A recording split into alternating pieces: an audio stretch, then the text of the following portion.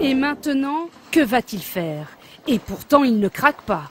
Ces questions font la une de la presse dominicale. Le sondage publié dans le journal du dimanche révèle que 85% des Français ne souhaitent pas le voir candidat en 2017.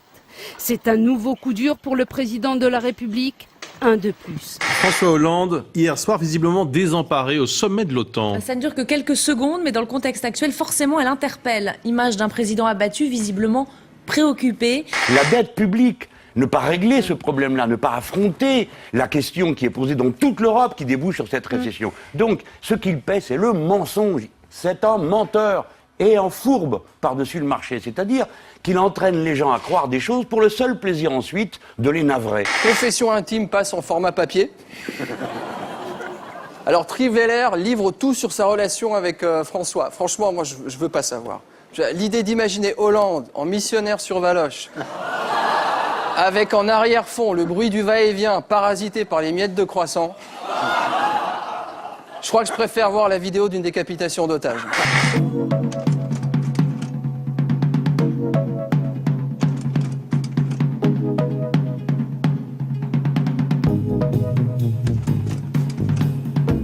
Le deuxième Royal Baby est en route en Angleterre. William et Kate ont confirmé attendre un deuxième enfant, ce qui ravit, paraît-il, la reine Elisabeth II. Elle est enchantée de la nouvelle. Je vous rappelle que l'annonce intervient un peu plus d'un an après la naissance du petit prince George, qui lui a fêté ses 1 an au mois de juillet. Un mâle et une femelle baptisés respectivement Hitler et Iva. Les deux noms commencent par un I, comme pour tous les chiens nés en 2013. C'est l'année du I, ça aurait été un M, j'aurais peut-être appelé Médor.